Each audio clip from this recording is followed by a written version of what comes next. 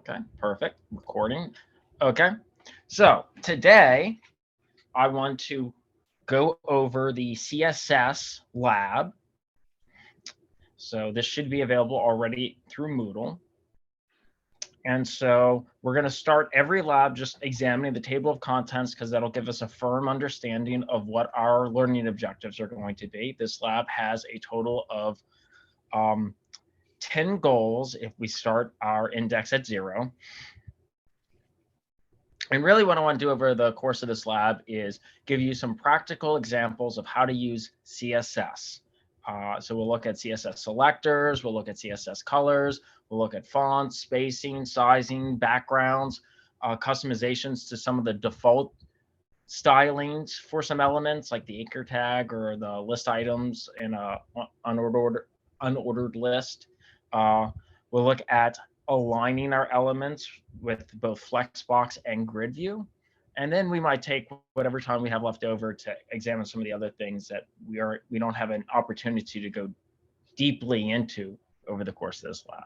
So by the time we're done this lab, though, we should have touched almost every little aspect of CSS so that you can go ahead and know how to use it to go ahead and style your web pages. Okay, so the lab introduction here just kind of, it assumes you know a little bit of HTML. It doesn't go through a lot of the HTML, but we're going to do very little HTML here. And so presumably you've already done lab 1 before we do lab 2. And the motivation behind our lab here is to understand CSS and use it to style various properties of the HTML in the browser's viewport. And so our goal in this lab will be to change the colors and fonts and spacing and sizing and backgrounds and alignments of the default styles of HTML. So we'll have multiple learning objectives. The first will be how do we structure a CSS file, and then how do we do CSS declarations, and how do we define CSS properties and selectors, and then what is this thing that's Flexbox, and then what's this thing called Gridview, and how do they compare one to the other. The other big thing would be to take a look at Google Fonts API, because that'll probably be a really fun API to play around with for the first homework that everyone's probably already started working on. So just to get familiar with our basic project architecture for this particular lab, we're going to have a root directory, our project directory, which we'll call CSS Crash Course. Inside of there, we'll have our index.html. That'll be our source HTML document. We'll have an assets directory for with images or whatever content this lab requires. And then we'll have a styles directory that's going to hold a CSS file. And so the CSS file will hold all the styles that we want to apply to our HTML document. So before we start, why don't we grab this link here and get the download our starter files. So I will copy that. I will go ahead and paste that into a URL. It's going to download right there. Perfect. Should be my downloads folder. Let me hop on over here and pull this here and put it inside this directory that I've been working in. So I'm going to unzip that. And there we go. So here I'm going to just rename this so it's consistent with what's inside the CSS Crash Course. Is that what we called it here? Yeah, perfect. So now it's consistent. And so when I first start, all I'm going to have is this assets directory. My assets directory is going to have a couple of these, images we're going to use throughout the lab. Excellent. Okay. So concepts that we're going to cover that are going to be pretty critical for this lab. The first is CSS, which stands for Cascading Style Sheets. So CSS is a standard styling language for styling our web pages. It essentially just consists of a series of declarations. So it's a declarative language. And our CSS file is linked into the HTML's head element. So when we first open up the HTML document, this is part of the metadata that should get imported along with the HTML document, which is going to define all of the stylings each element should have. So when I say declarations, this means that all CSS statements are defined as declarations. The basic format of a declaration consists of a selector.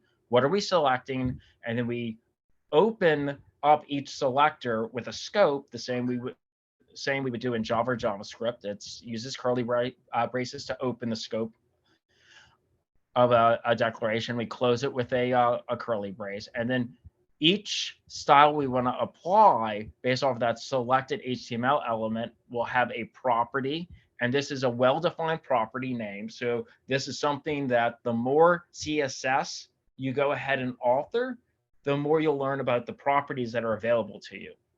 So declarative language means that it's essentially a closed language. So you don't add, there's no logic, there's no state that you can really go ahead and add to it. So it's similar to what I like to say, like programming the VCR or microwave, right? They're programmable, but they're very limited in its capacity. And so in many ways, CSS is kind of like that as well. And so the nuance is just learning all the properties that are available to you and the values you can set them to. Now, when I say a selector is used by CSS to select an HTML element for styling. There are three basic types of selectors, and we're going to look at all of those in this lab. But it'll be an element selector, a class selector, and an ID selector. And the basic structure of a CSS file is that CSS declarations are all defined consecutively, one after the other, and a style is applied to an HTML element, it cascades down to all of its children. So if I style, say, for instance, a div, and that div has child HTML elements, that style cascades down into that, down the tree-like structure that is the HTML document. And so that's why we have that name, cascading style sheets, is because when you apply the style to one node, it cascades to all of its children nodes. Another thing to know about CSS is we'll talk a little bit about fonts. There's some built-in fonts that the browser supports. There's typically 5 generic types of fonts, which is serif, sans serifs, monospace, cursive, and fantasy. But Google provides thousands of free fonts that we'll have available, and we'll look at that over the course of this lab too. If you want additional resources, I give tons of resources like playgrounds where you can do live coding or see other people's examples of projects. If you want to see some beautifully designed websites, I have this for examples that you might want to go to. Some tutorials that are on Mozilla's webpage, and of course Mozilla's reference for CSS. So this would essentially be the equivalent of the CSS API. So if for any reason you want to find out what are your options for styling, that's where you should go. Okay, with all that, the lead up to the lab is done. Why don't we start actually working on the lab? Now, typically what I'll do is I'll show you the lab, but I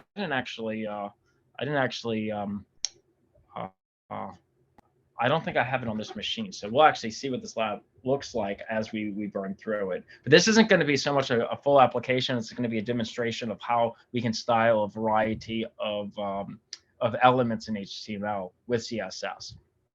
Anyway, with that said, we have to build an HTML document. So our first goal is going to be to set up an HTML file and set up a CSS file.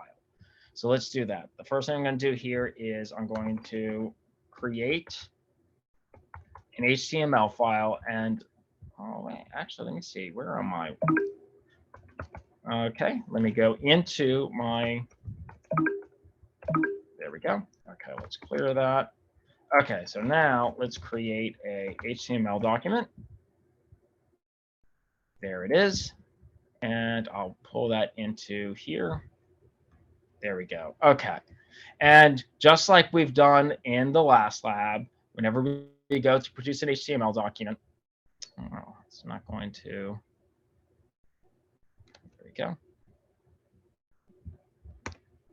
We are going to start by defining the root node, HTML, and then make sure there's a head and body elements.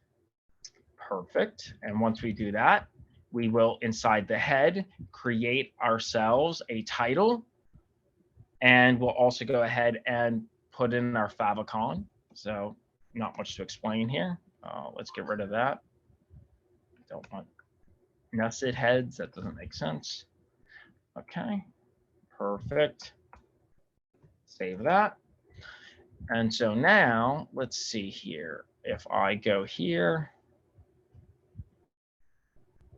Perfect. And right here we can see I have the favicon and I have the title. So I now know that I have my HTML document loaded into the browser. And let's see here. The next thing I'm going to do is let's go ahead and define the body of my HTML document. So here I'm going to replace this body here with the body there. Perfect. And I'm going to start off here with a heading that just says CSS Crash Course, a horizontal line, and then I'm going to add comments where all my goals are for this. So let me go here, refresh, and there it is, CSS Crash Course. And each one of our goals is going to go as we approach them. Excellent. And then let me create a CSS file called styles. So let me do that. Touch styles.css. Perfect. And actually, let me make a new folder here. I'm going to call it styles. Perfect. And I will move. So I will keep all my CSS files inside of a styles directory. I'll keep all of my web page assets in an assets directory. And then the HTML document itself will just be exposed inside of our root project directory. Okay, let me actually drag this over here so that we'll be able to go ahead and actually, let me see. Can I? There we go. This way I can have both documents kind of opened at the same time. Okay, and the next thing I'm going to do here is I'm going to grab this. And so the first thing you should notice is in CSS, we define our comments similar to the way we would in Java or in JavaScript. Now, CSS does not have single line comments with just // It's just going to use /, asterisk, asterisk, /, and it's always a multi-line comment. So this is our comment. So we'll have our 9 goals of each of our CSS instructions here inside our CSS document. Excellent. And then with that said, that's it for our goal 0. It was just a lot of setup work. And so here we'll just double check. Yep, it looks perfectly fine. So let me jump over here. So goal 1 is to learn a little bit about CSS selectors. Okay, so before we can actually start applying CSS to our HTML document, we need to link the CSS file into the document. So we're going to create a link element. And so let's jump into the HTML. So we're in the HTML right now. Inside the HTML, I'm going to add a link element, just like what we had for the favicon. But this time, the type of link this is going to be, the relationship of this link, is going to be of a style sheet. And the hyper reference is going to go into the styles folder and then reference the styles.css file that we just created. So this is how we're going to be able to import that CSS file so that we can apply it towards our HTML documents inside this page. Okay, so now that we've linked the CSS file inside of the head element, let's go ahead and grab this new portion of the HTML code. Okay, so it's going to go here into goal 1. Oh, let me tab that over. Perfect. And I don't need 2 goal 1s. Okay. So here, all I'm doing is I am making a heading 3 element, goal 1 selectors, and then I have a paragraph. I have another paragraph that has a class attribute defined called, and the name for that class is going to be called class selector. And then I'm going to have another paragraph that's going to use an ID attribute called ID selector. And so the idea here is I want to show you how I can select an HTML document based off of the element type, off of a class name that an element might have, or the ID name that an element might have. Okay, so now let's look at what the CSS is actually going to look like. And so here, for this time, I'll just go ahead and copy it all over and then break it down. But some of these I'll do one at a time. Okay. So here I have a selector, and I'm selecting on the element name. So it's going to select on the body. So it's going to, so when the CSS gets applied, what's going to happen is it's going to look for any element with the name body, and it's going to apply a background color. This is the property that we're going to go ahead and apply a style to. And then the value is going to be light gray. And of course, we'll go more into the colors and alignment and stuff in a future goal. But this is just showing you how I can select that body. And so presumably we have one body. That's like one of the major elements, one of the major nodes in our tree. So this means the entire background is going to go light gray. Now, when I use a class selector, I would use the class selector name, but class selectors, to be able to parse it and allow for the browser to know that this is a class selector, we preface it with a period. So it's not enough just to use the class name that is applied in the document. You have to let in the CSS know that it's a class that you're searching for by prefacing it with a period. And then it's going to look for a class that then has class selector.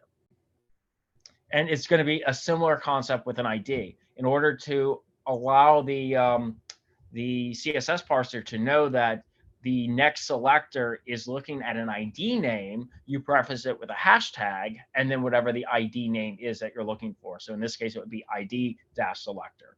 And for the class selector, we're going to go ahead and text align to the right. For the ID selector, we're going to go ahead and text align to the center. So let me save that. And let's see, let's go ahead and refresh. And so there we have our gray. Let me save to make sure we have this. Let me save to make sure that this is all saved.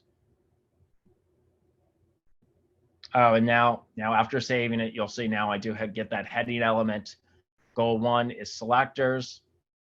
This is the body is set to gray. So that was based off of the element selector. This element was selected by its class name. And so again, because it had a class here, since it had a class name, this paragraph got text aligned to the right. And then this one got selected by its ID. So it got text aligned to the center. So again, the advantage of a class selector over an ID selector is that an HTML document can have multiple class names. So you can have an element, you can have multiple elements that have the same class name, or you can have one element that has multiple class names. So you can be you can be a member of multiple classes, whereas with an ID, you can only have one unique ID. So typically, the preference is to use class selectors when defining your CSS styles, because typically you want to add them to multiple elements. Whereas in the script tags, we were using IDs because we want to just grab one unique element and discriminate it from all the other elements so that we could apply some kind of change to it. Styles, typically we want to apply to multiple elements or multiple styles to one element. And so class selectors really allow us to do that well for us. Excellent. So if there's no questions for goal 1, I'm going to move over to goal 2. So let's see here. I had my style sheet in a different folder, so the CSS didn't appear until I switched it. Yeah. So that's you have to make sure that the pathway. It's all right for your CSS to be somewhere else inside of your OS, but you have to give it the appropriate path so that it links correctly. Otherwise, it will silently fail and just not get applied. So that's one thing that might be frustrating as we continue to develop our web code, is that CSS, HTML, and JavaScript are all designed to silently fail. So if for some reason if it can't accomplish the task that the statement gives, it just ignores it and moves on. It can make debugging very difficult. Okay. So our goal 2 is going to be to look at how CSS manages colors. And here CSS has styles for background colors and font colors. Colors may be declared either by their name, by an RGB value or by a hex value. So let's start by now adding some more HTML into our HTML document. So let me jump back over here. So I'm going to go to goal 2 here. And I'm going to add in this steps code. So here I'm going to do another heading element to say this is goal 2 colors. And notice now everything's just going to use class selectors. And that's going to be, like I said earlier, our preference moving forward. Because as you can see, I can actually give 2 class names by just separating them with a space. So now this paragraph has a class of bg-green and text-green. And I can select off of both of those and give styling instructions on both of those. And it'll be the same with this one, which is going to have a bg blue, text red, bg red, text blue, bg dark, text white. The idea behind the bg is that's a name. I'm also aiming to do the same thing I do in Java or with any other coding project. I strive for self-documenting code. So whenever I create a name or label for anything, it should be evident on what it's going to do. So in this instance, BG is going to be background green, background blue, background red, or background dark. And then obviously text green would be affect the color of the text. Okay, so now that we have defined some class names inside of our HTML document, let's go into our CSS document and actually create some declarations that are going to go ahead and implement or style those elements. So here, I will go ahead and create some declarations. And again, since these are class selectors, since I want to select off a class name, each of the selector that's going to apply a style to these names have to be prefaced with a period. So bg-white is going to apply a background color. So there's a property called background color, which will change the background of any HTML element. So it could be a paragraph or a div or whatever. And so here, initially, we're going to look at how we can go ahead and define our colors as RGB values. And so I know the lecture goes into great detail about how RGB colors are defined. And I have the primary colors here. So white would be where your red, green, and blue can be any value between 0 to 255. So if they're all at max, that's white. If just the middle one is max and the other two are 0, that's our green. That's our red. That's our blue. And then when we start combining them, we can get other colors like, say, for instance, yellow. And then if none of the colors are active, then that's going to be black. And so notice each one of these, we're just going to create a class selector, and any HTML element that has this class name will then get a background color of that color. Okay, but now we've only implemented half of that. In fact, if I save this and just see what happens at this stage,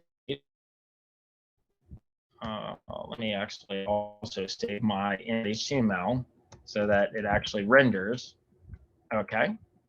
So yeah, so now I have the background colors for each of those paragraphs. So now if I want to also affect the text itself, let me go ahead and add in some more CSS declarations.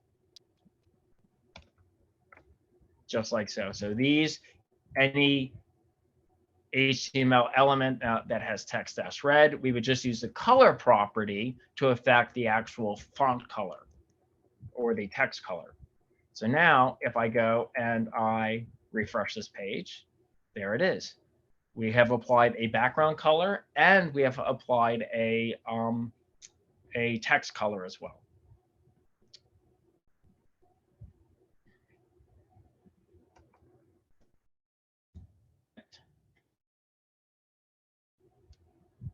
And we assessed, and that's exactly what we have. So that's how we can use CSS to change the colors for both background and of our text. So let's move on to fonts. CSS has styles for fonts and font sizes and thicknesses. Google provides a free library with over 1,000 fonts. I'm going to show you that library in just a moment. So I'm going to come back. I'm going to link this when I talk more about so if we want to use the Google fonts, most of these fonts we're going to play around with are built into the browser, so we can just toggle onto it. But the Google fonts are not built in, so we have to import them the same way that we would import like our favicon, or the same way we would import the CSS file itself. So effectively, if we want to go ahead and use one of the fonts that Google makes available, let me move this over here. I would go into the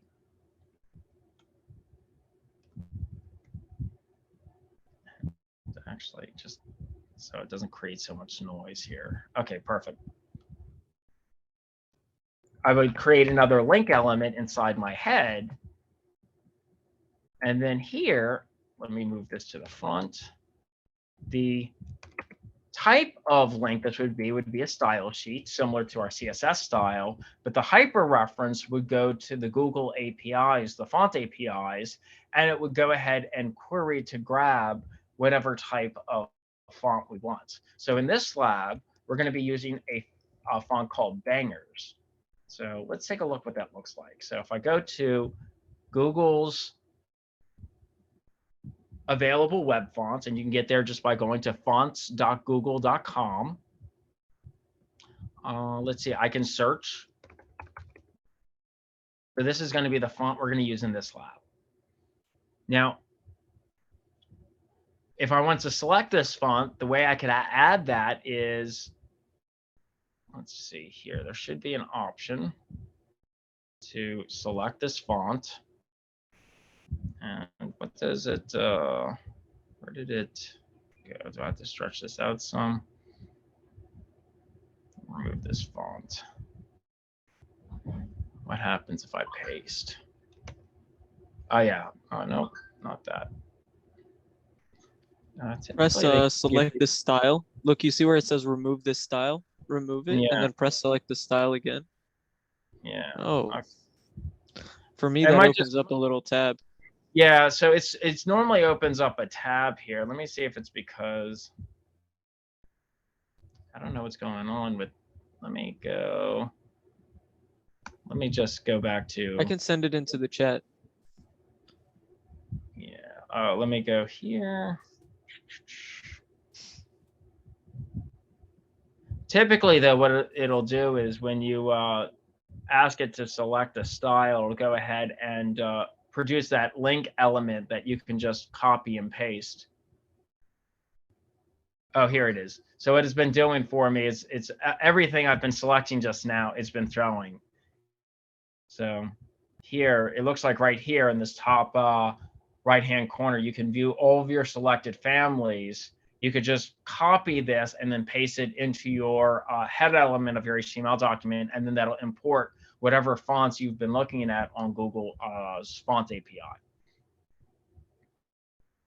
And you could see, oh, let me go back over here. Nope, not that. Right here, browse the fonts. You can see inside here, there's a lot of cool fonts that you can go ahead and select that would really set the ambient tone of your adventure story. Okay. So here, I'm just creating the link. And then you could use this as a basis as well. You don't necessarily have to have it auto-generate that link for you, although it's super easy if you do. You can manually type in, instead of Bangers, whatever the name is, and use this, this link element to import. Okay, so now that we have imported a font from Google, let's go ahead and add in some HTML. And again, this HTML is pretty simple. It's going to create a heading. It's going to say Goal 3 fonts. Yep, perfect. And we're going to make a couple of span elements. Span elements are inline elements, which means that each one of these pieces of text will line up horizontally next to the other, but it's an inline generic element that allows me to be able to encapsulate a piece of text or an HTML element and then apply a class name to it. So here we'll play around with making the text go bold or italic, or making it go larger size or smaller size, or giving it a Arial font, and even using this bangers font that we're going to get from Google. So let me save that. And again, all these styles I'm going to apply, I'm going to use class names so that I could potentially use this CSS document on multiple elements. And the nice thing about having these external CSS files is it allows me to go ahead and potentially import this into multiple HTML documents. So I can write a style once and use it many times. Okay. Let me go and get the actual implementation here. And let me actually set this so that we can also see what's happening there.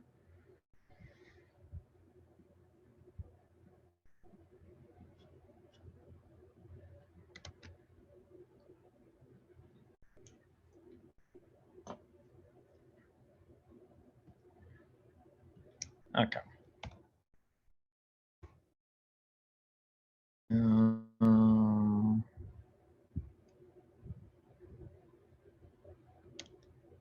Let's go and oh, accidentally got too much.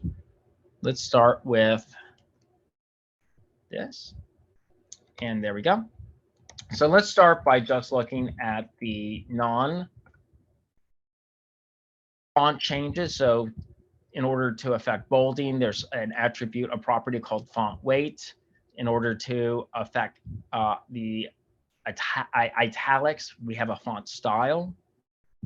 In order to adjust the size, there's a font size, and we can adjust the size either by pixel, or we can do small, large.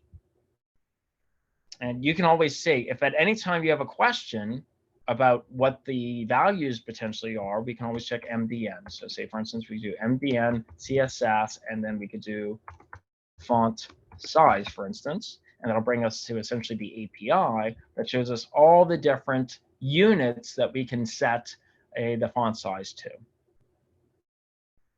So this is a indispensable tool, just like the Oracle's API for Java when you're learning how to program in Java.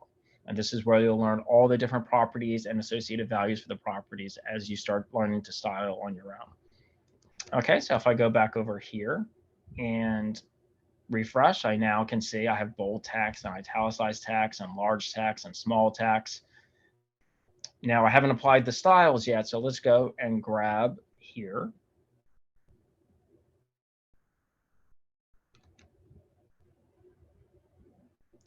Add in these class selectors to apply.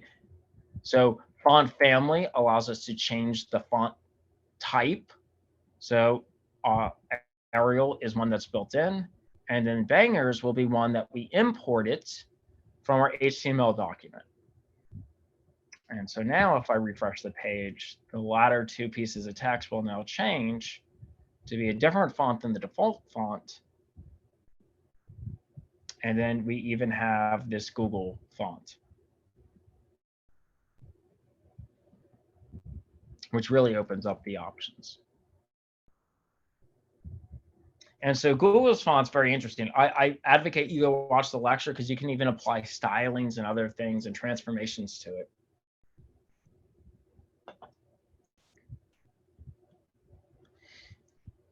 Okay.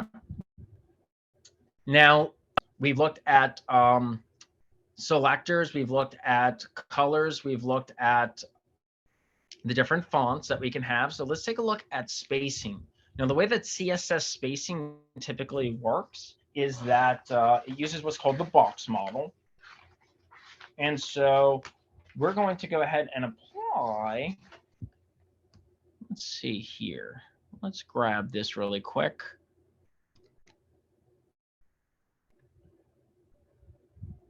Let's look at what's happened in this HTML. Well, no, let's not go into there. Let's go into HTML first.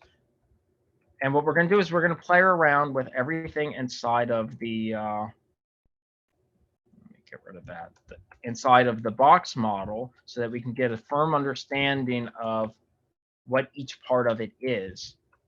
on our document. So here we'll have a heading element, yeah, and then what usually we have. Okay, so we're going to do a div that we're going to say is going to have the class outline and border.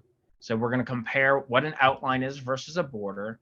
Then what we're going to do is we want to go ahead and add a margin between our outline and our border, and then we want to apply a padding between our outline and border to see where does a margin fall on an element versus the padding on an element. And then finally, what we're going to do is we're going to create a container div to give spacing to all of its children elements so we can see how that kind of cascades down for us to try to make something a little bit more responsive. So here we'll make a div. Inside the div will be a heading. We'll have an image and then a paragraph. Let's just see what this looks like before we have any styling applied. So I'm going to refresh that. Okay, perfect. So here we have just that text, another text, some more text. So these are the various divs. So they're block elements, right? And then we have this other div that has like a header and an image and a piece of text under it. So let me grab the styling, and then we'll see what and then we'll walk through what the styling is doing, and then inspect it to see how it ties into that box model. So here, anything that has the outline class name, we will make the outline width be 3 pixels. We'll make the outline style be a dash, like a dashed line, and we'll make the color red. So those are the properties we'll set there. Whereas for the border, we'll make the border also 3 pixels. We'll make it have a solid line, and we'll give it a blue color. And then for padding, we're going to set the padding property. For margin, we'll set the margin property, both to be 20 pixels. And then for container, we'll set the width of the container to be 90% of the viewport, and we'll allow the browser to default what the margin should be for it. Okay, so let's step through this to see how this is going to update. So the first thing was, and let's go back to this. The first thing was a div that had outline and border. So if I go and I look at outline, this is outline and border. So that div has both an outline and a border. And if I look, I'll see, oh, the outline is outside of the border. So borders are interior versus outlines, which are exterior.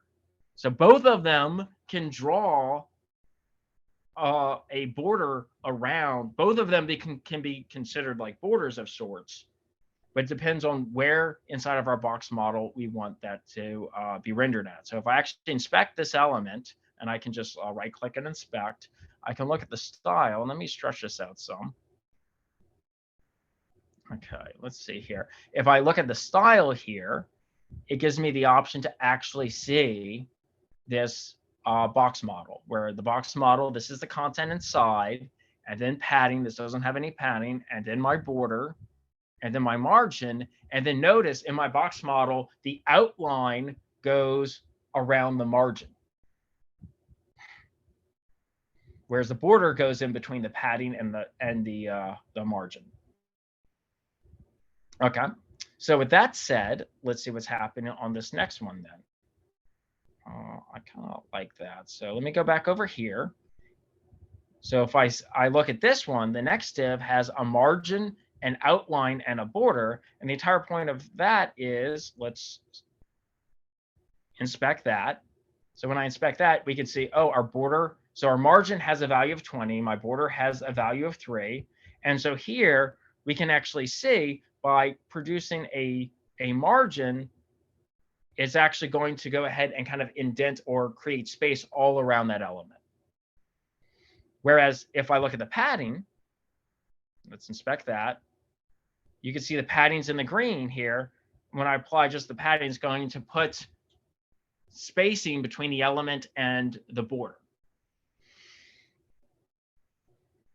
So depending on whether you want to add padding or margin to your CSS depends on whether, can depend on these two properties, right? You can see how both of these are affected. If I'm not drawing these lines, they would look like they're effectively in the same place, right? If I didn't draw an outline and a border around this element and that element, they would actually line up to be 20 pixels offset.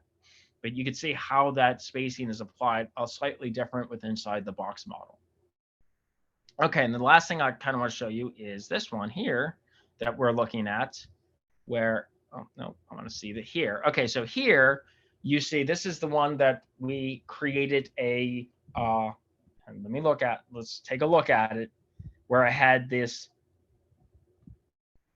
element that had some children elements, and I applied the class name there. Here I used the container, which sets the width by 90%. So if you look, there's actually, it went and centered it. And so here, the other 10%, it's been offset. And that actually, I think, looks a little bit nicer, right? Having something that contains and offsets your HTML elements so that they're not rendered right on the very edge of your viewport. That they're that there's some kind of spacing between your drawable space of the viewport and where HTML elements start to render at. And then you can see all the children elements inherited the style from that parent element from the div. So that's an example of that cascading style. Excellent. And of course, if no one has any questions about what's happening there, if that all makes sense, I'll move on to the next goal. So the next thing I want to show, after we've talked a little bit about size, and again, about spacing, and of course spacing happens using the box model, I want to talk about sizing. So there's a width and height property that forces all elements into a size, and then there's some other properties like max width or min width. Max width and height applies only if an element is too big, which could be very useful if you find a picture that is part of your adventure game, for instance, and it renders in such a way that it creates like a horizontal scroll bar. You might want to fit that to be the viewport width or the viewport height. So let's start this this goal by grabbing our HTML and let's just take a little look at it to see what's going on with there. So I'm going to go here where it says goal 5, indent, and I'm going to paste that. Let me delete that. Okay, let me indent this in so that I'm adhering to the proper formatting. So here it's just going to be a heading element. Actually, let's just take a look at it really quick and then we'll look at the code. So we'll refresh this. So here we have goal 5 sizing. This image is normally too big in the viewport, and we can see it's too big, right? Like, look at this. I have a horizontal scroll bar. That's what I was talking about. It's a 4,000 by 1,000. I got to scroll all the way to kind of see what's going on with that. Okay, and then this image already fits in the viewport. Yeah, 400 by 100. And this image fills the viewport width, regardless of if it's too small or big. Well, we haven't applied the styles yet, but now we could see what we have in pure HTML. We're going to apply some classes. So we have 3 different images. We're going to create a class that's going to shrink the image to fit into the viewport. We're going to apply that to both an image that's too big to fit in the viewport, but we'll also see what happens if we apply it to an image that's small enough to fit in the viewport. And then we're going to create a class that's going to force an image to fill the viewport. So let's go into our CSS and actually let's go into our goal 5 here and let's grab those declarations that's actually going to implement this goal. So here I'm going to put this into under my comments for this part of the lab. So here I'm going on my class selector, I'm going to set the width and the height property. So to have any element actually fill the viewport, you could set the width and the height based off of a percentage value, so 100%. If you want to shrink something that's too big, instead of width and height, you can use max dash width, and that'll make sure that the maximum possible width is set to 100% of your viewport. So it'll actually rescale, in this case, the image so that the max width and the max height on it can't be more than what the viewport size is.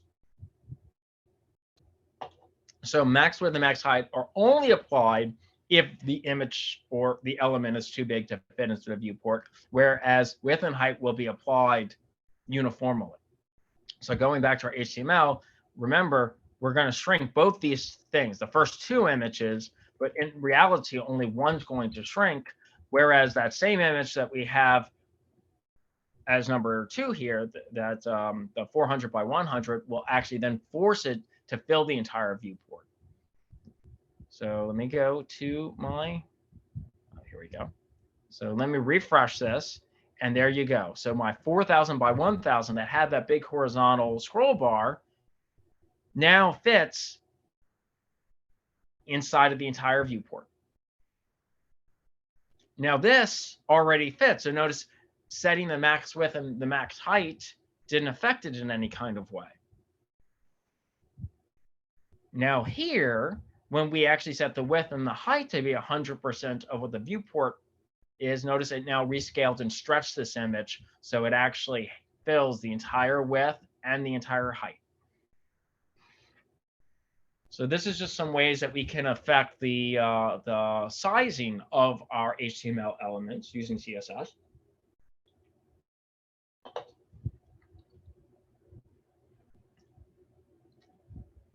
And so we've assessed, we've made sure that this is how everything is rendering. Perfect. So if there's no questions on that, I'll move over to goal 6. That's going to be to talk about backgrounds. So we already saw how we could adjust the background color, but we can do more than affect the background color using CSS.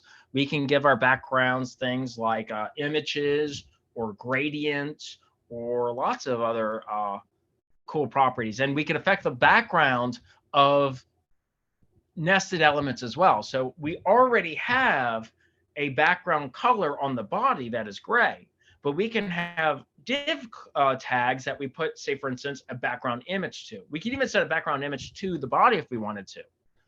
So keep in mind, every time we affect the background, we could do it on any HTML element that we want and keep nesting that so that we can have backgrounds on top of backgrounds on top of backgrounds. So let me go over here and let's take a look at what the HTML is going to be.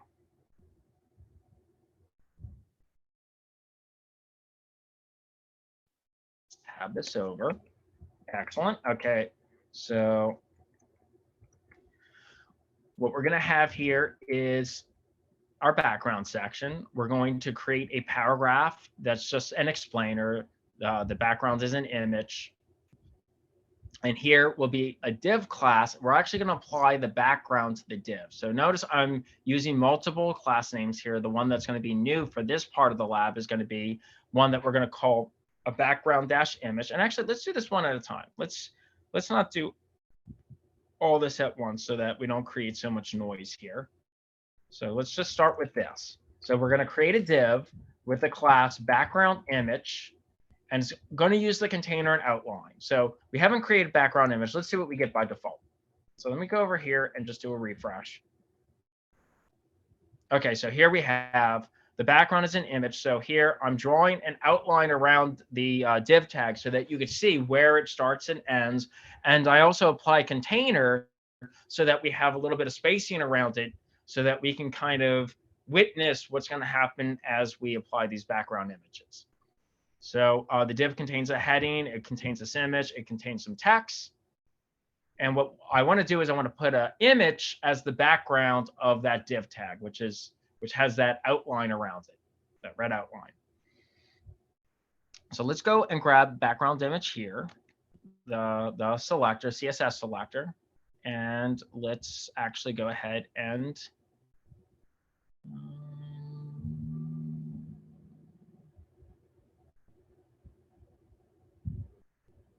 oh yeah, CSS styles, this is where I want. Okay, perfect.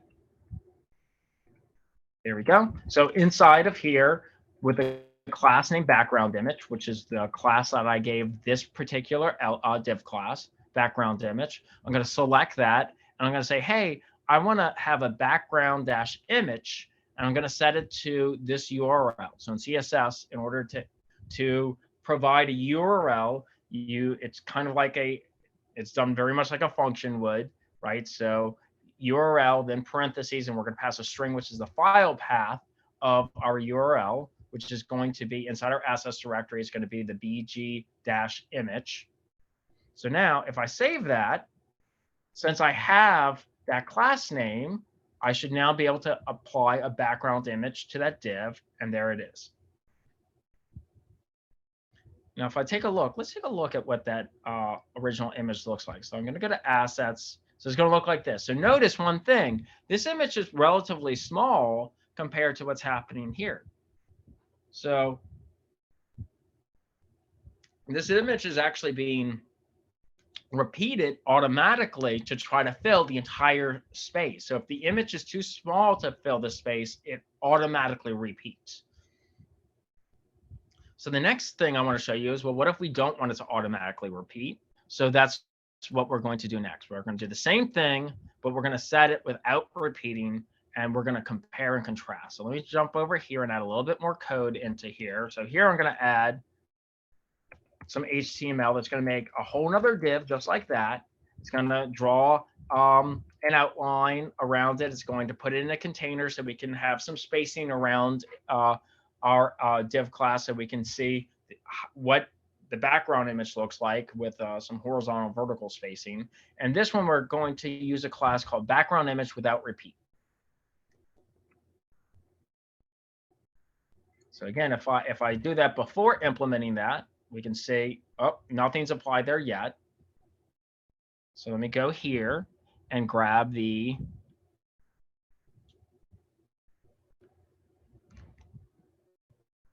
class selector. I'm going to apply that to my styles here. There we go. Here, I'm going to give the same background image, but I'm going to also set the property background repeat to not repeat. The default is to repeat, and I'm going to set the background position to be center so that it's lined up in the middle of our viewport. The default is to left justify, to render it all the way to the left. Okay, so if I take a look at this, we can see now this is what it looks like if I don't repeat it. Okay, so then the next thing I want to play around with is, well, what if right now, as I scroll up and down, it locks, it's actually using a relative position of the image. So the image, as I scroll, moves up and down alongside the content of the web page. It's actually possible to have an absolute position for the website. So despite where we are in terms of scrolling vertically, the position of all the other HTML elements, we can lock the image in place so it doesn't move around. So we can actually fix that image. Let's take a look at what that looks like. So let me grab this and paste this here. Yeah. And so it's essentially the same code we've looked at already. All we're going to do is we're going to apply this new class selector called, background image fixed. We're going to use that background image, but then we're going to put background attachment fixed instead of relative. So what's going to happen is when I refresh my page, I have my background image, but notice what's happening here is it looks like it's moving, but what's happening is it's actually keeping it still while the page is moving. So if this was like another type of image besides like a rainbow, it would look like it's the page, it would look like a window of sorts, where as you move the page, your view of the window is changing. So this is a very popular style that you'll see very common on some web pages. And the last thing I want to show you is, well, what if we don't want to do a background image at all? What if we want to like do a computation and some kind of gradient of sorts? So let's actually put the same thing we've had this entire time, right? Okay, so the same div, but now we're going to do a background gradient. And let me just go and grab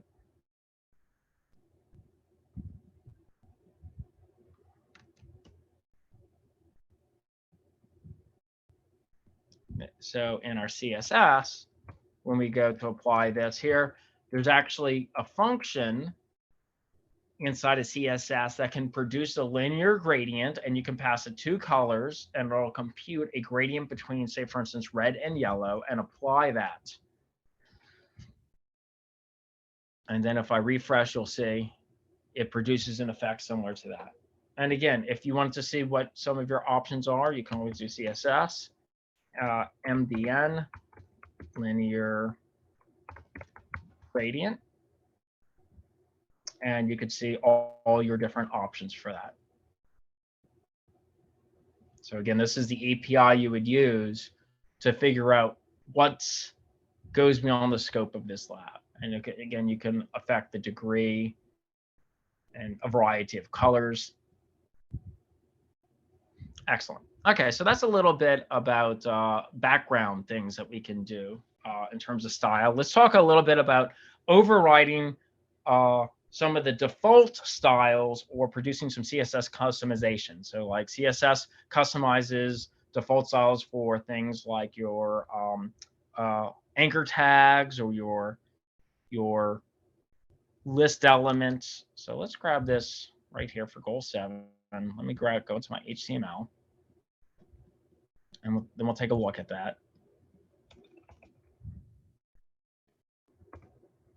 Oh, that's a lot of HTML. So let's take a look at everything that's going on here. So we have a heading just to say this is the customization section. Then we're going to put everything into a container so we get nice spacing on it. But then the big thing is we're going to have our anchors. So we're going to have an anchor tag. So let's do this a little bit at a time. Let's grab each of the styles. So first, let's see what the entire section looks like, because I don't want to spend too much time just looking at HTML that's relatively easy to read at this point. So here we just have some basic HTML right here, right? This looks like a table. This is a list. This is a button, and this is an anchor tag. Now notice one of the big, the common thing amongst all these elements is that they have a default styling that's being applied to them, like these bullets here, and what this table looks like here, and the underline and the color blue on side of the anchor tag. And the same thing with the way this button is rendered. So these are the default styles. We can actually override those default styles. So let's start with doing that with the anchor tag. And we'll do this a little bit at a time. So let me hop on over here. Let me go into my styles. So here, I'm going to do a element selector, and the property I'm going to adjust is for all anchor tags, the text decoration I'm going to turn off. And I'm going to use a pseudo-class selector. So for all anchor tags, when the user is doing a hover event over it, then I'm actually going to change the color to red, but only when the hover event is occurring. And again, if you wanted to look this up, you can always go to MDN CSS. No, not font size. And just do something like, and get great detail on what's happening there. Okay, so let's see what happens when we actually, let's look at this anchor tag when we refresh. It took the underlining off, and now when I hover over it, it now turns red. And when I'm not, it turns back to blue. So we can do selections based off of the state of a element using a pseudo-class constructor. So that's an element, and then it's an event after that. Let's apply that same thing to a button, because this can make your adventure game look a lot more interactive if you're actually showing the player when they're hovering over an option. Okay, let's affect this, the list elements now. So I'm going to go here. Let's apply on, let's use a element selector for unordered list. We're going to change the list style images to be related to an image. So instead of these dots, we're going to use an image of a finger pointing. And we're going to change the list style position to be the inside. Let's remove this first. We're going to put that back. Let's just change the style of the image. So there they are. And then if I go and put the position on the inside, you'll see it indents it in. So we can even use images instead of bullets, but you can also change the list style to be things like stars or diamonds or other things. And the last thing is, let's take a look at how we can affect the table. So the first thing I want to do here is, let's do this a little bit at a time, so we can see how each of these affects. So the table, I want the border to collapse. I want to be 100%. So let's see what that does. Let's save that. Now let's look at this table here. Okay, so now notice our table is now 100%. And we've collapsed the borders between them. So the next thing we're going to do is we're going to do an element for each of the table headers and the table data where we want to align the text and apply 5 pixel padding. So let's see what happens there. Okay, so that gets everything aligned now.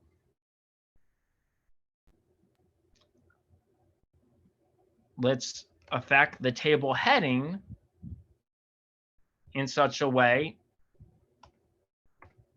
So notice we can do multiple elements using a comma separated list. We can also do another selector and apply 2 different styles, right? So we can affect this multiple ways. We're going to have the table header be have a background color of green and text color of white. Okay, perfect. And then we can even do a pseudo-class selector on table rows. And again, this is available in the API if you just want to double check, where on each table row, we can call pseudo-class on the nth child and then give some kind of number or alias here. So this is every even row, it will make white, and every odd row, it will make silver. I could also put in something like 4n here or 2, and it'll go like on every 4th row or every 2nd row. But for a table, typically even and odds are a good way to go. So there's lots of controls on how we can select rows inside of a table to style. And again, I implore you to read the MDM just to check that out and play around with it. And of course, if there's no questions about that, the last thing I kind of want to cover over the course of this lab is how we can align our HTML elements using different display modes. So the default display mode is inline or block element. And in fact, let's take a look. So if I look at the display property,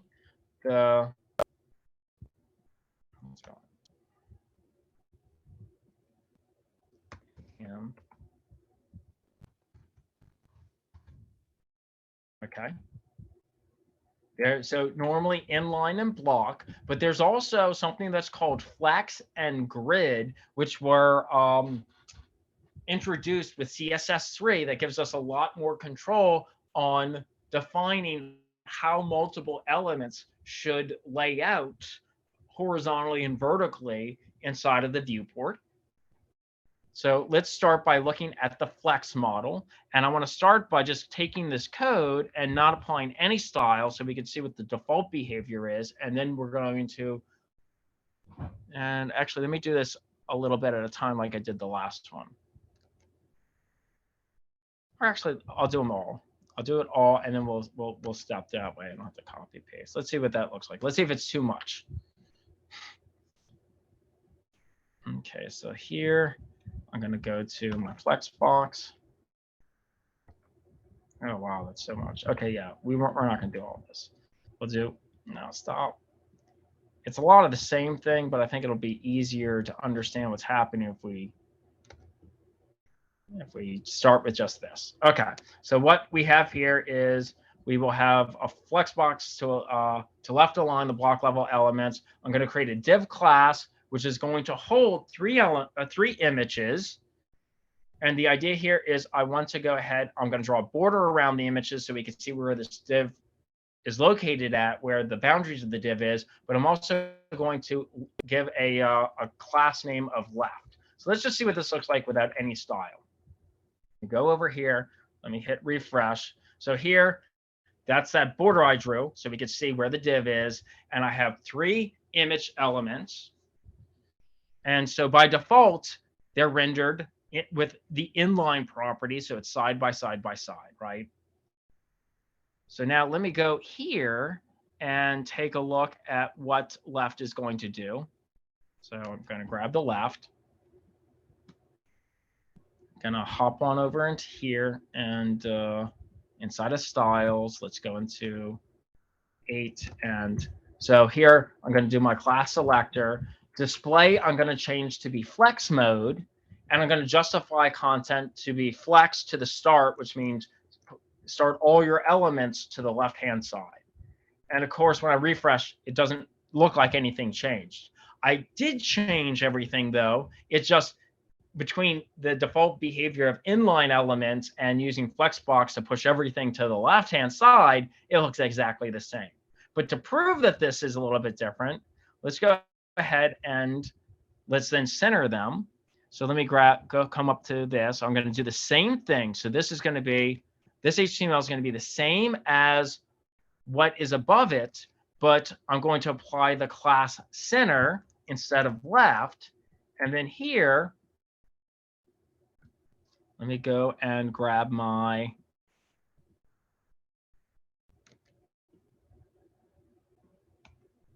center class selector. I'm still going to use that display, the flex display, but now I'm going to justify content to be in the center. So now when I hit refresh, I can now align all of my elements to be in the center of the viewport. And so probably not so surprising if I go and do this again, but let me grab where it says to right justify them. So let me hop on into here. Going to jump into my index HTML. Tab that over. That's the same code. The only difference is it has the class name right. Let me grab the right selector for my CSS. It's going to be right here. I guess no pun intended there. Okay, save that. And here I'm going to justify content to be at the flex end, which is going to push it all the way to the right-hand side. Oh, no, that's not what I want. And then we can do more to justify based off the space. So what you see is it's not spacing any, it's not putting any space between our elements. It's just justifying it based off of the location of the viewport. So if I want to be a little bit more intelligent about how I am spacing those out, I can use a different type of property. So here, let's call a class justify space between. And let me grab, oh, no, not that. Justify space between. And actually, I'm going to grab all these at once.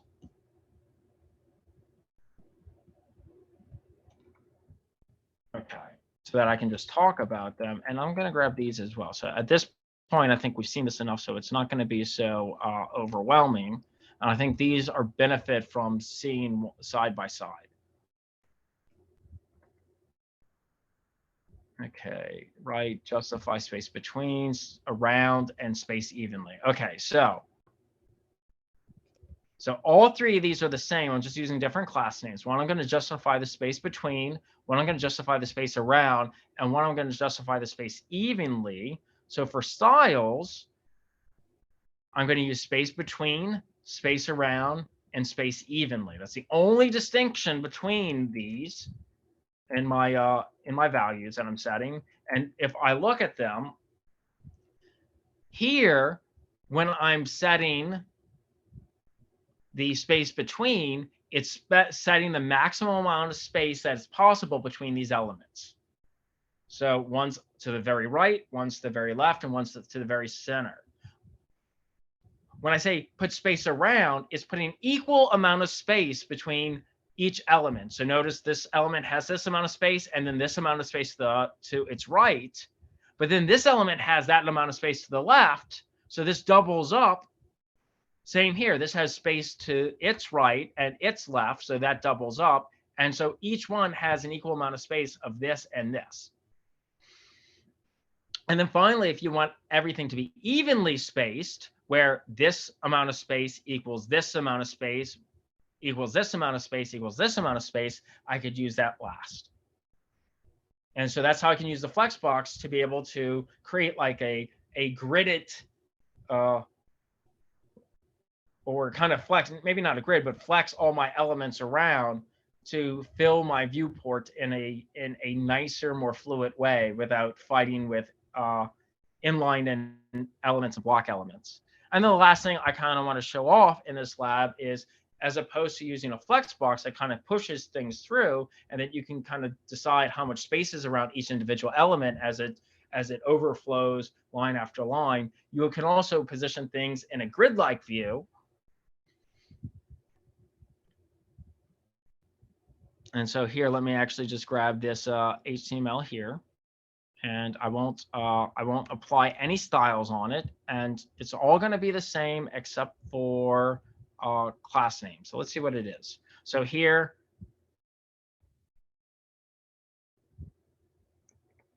oh no, not in the style. What am I doing? In the HTML. Okay, so let's go into my HTML here. Under this comment, perfect. Okay, so here I'm just going to go ahead and have a div tag that I'm going to say this is going to be a grid with, this is going to be a grid with one column. This will be a grid that has two columns, and this is going to be a grid that has three columns. And each one of these divs is going to have 4 images in it. So before we apply any styles, we just have aligning with grids, and they all look the same by default. Okay, so let's see how we can go ahead and use grid. So let's start by defining the grid with one column. Let's go into the CSS. There we go. So our class selector, grid-1. I'm going to use the display type of grid mode. Here, actually, let me make this easier. So I could do this in one of two ways. I could say, oh, I want to do this as one fraction. So that's a fraction unit. And I'll just set my grid template rows to be automatic, so the browser decides that. And I'm just going to justify the items to be in the center. Otherwise, it's left justified. So here, there we go. I have one row that I've created by using a fraction unit.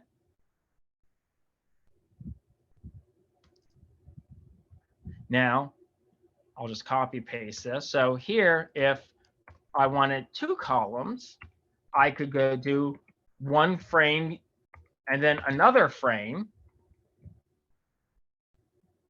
And that's going to create 2 columns. And if I wanted to have 3, let's call that 3 columns. I add another one frame or one fraction unit. I'm sorry, one fraction unit. And that'll give me 3 columns. 1, 2, 3, and then it overflows over. Now, what were we seeing here earlier? That's a little bit different than what we're seeing in the code. CSS actually has CSS functions. So you could imagine if you make a column that's large, like let's say I wanted to do 6 columns, I don't have enough units for that, then you do 1 FR space 1 FR space 1 FR. One easier way of doing that would be, well, repeat this process 3 times of inserting 1 FR. So that's the same thing. That's the same thing as doing 1 FR space 1 FR space 1 FR. It's called the repeat method. Asks the number of times you want to repeat and then the unit you want to repeat. And you'll see when I refresh, it's going to be the same thing. Right? It's going to be, and then I can just replace this, call the repeat. If I wanted to be more consistent, replace that here, repeat this 2 times. I can even just tell it to repeat 1 time so that it's consistent here. But that's what's happening with repeat when you see that. It's literally just repeating that unit so that I get the 1 column, 2 column. You get a column for each one of these units that you insert for your template for columns. And of course, if you want to learn more about these CSS functions, you can go to MDN and read, oh, yes, they are CSS functional notations, which there's multiple functions that you can call in CSS besides repeats. Some cool ones, for instance, is like the matrix function, where it allows you to go ahead and treat an element as if it's a matrix, and you can pass it in so that you can change, for instance, here, if you look at this, you have a normal div, you have this change div where it's going to change the X and the Y and the rotation. And you can see you can apply some interesting transforms on it. It's the same thing. And so these would be tied to the transform, because essentially you're using 2D and 3D transforms onto the element within the viewport. Another example of this would just be like the rotate method. Again, you would apply this onto a transform in the CSS, right? So you have a transform property that can take in a lot of these CSS methods to be able to render your HTML elements using the viewport's geometry. If you want to rotate things around and whatnot, zoom them up, scale them, move them, transform them is to move them. Excellent. Yeah, perfect. Is there any questions about this? So this is pretty much just a quick little crash course in CSS, where we kind of had a chance to play around with everything CSS allows us to do. Again, going back to our original learning objectives, that was to play around with setting it up and defining selectors and colors and fonts and spacing and sizing and backgrounds and overriding default overwrite styles with customized styles, and then aligning our elements with both Flexbox and Gridview. And so hopefully this is enough of a crash course so that you can hit up MDN, you can look at tutorials and maybe W3 schools, and really strive to build some beautiful styles for your adventure game. So with that, and after this lab, you should have all the knowledge you need to really get that first homework done. And I'll also advocate that if you can produce a stellar project, I do offer bonus points. I think that's on the homework document itself. So before I end today's lab, is there any questions about what we've covered today?